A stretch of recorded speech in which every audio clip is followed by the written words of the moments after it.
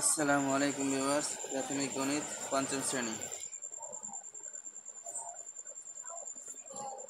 কত অধ্যায়? 7 কত 6। 7.6 দেখো, এই যে 7.6, 7.6 কত নাম্বার? 1 নাম্বার অঙ্ক।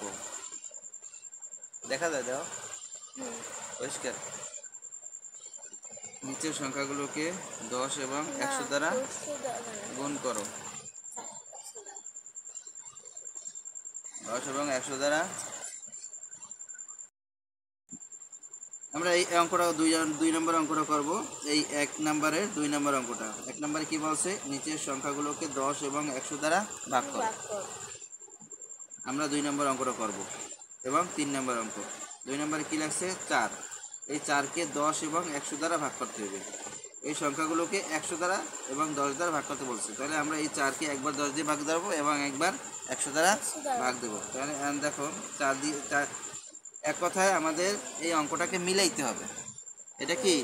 দশমিক ভগ্নাংশ। এই অঙ্কটা কি? দশমিক ভগ্নাংশ।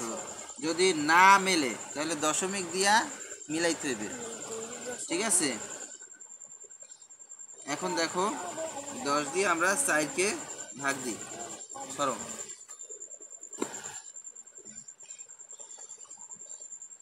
10 দিয়া প্রথম 4কে ভাগ দিলাম। এটা উপরে দিতে হবে, উপরে, ঠিক আছে? তাহলে 10 তোমার 4-এর ভিতরে যায় না, যায়? তাহলে 10 শূন্য গুণে 0, 4।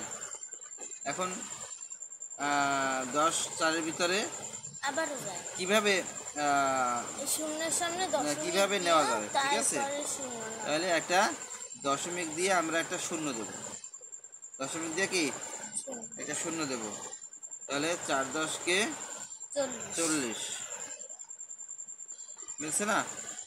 উত্তর কত? 0.4। এখন দেখো, আমরা 100 দিয়ে ভাগ দেবো। এখন ওই 4কে আবার আমরা 100 দিয়ে ভাগ দেবো, ঠিক আছে? দেখো, 100 4-এর ভিতরে যায় না, তাই প্রথমবার শূন্য দিয়ে নিতে হবে।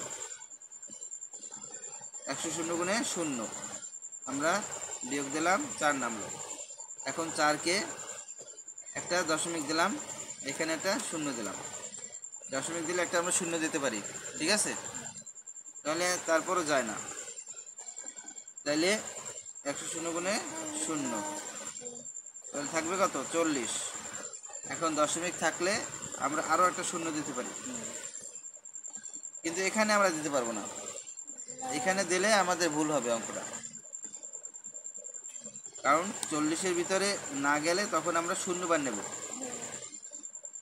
এখন আবার 40 আসছে, 40 নামাইছি, নামানোর পরে দশমিক থাকার কারণে আমি আরেকটা শূন্য বসাইছি।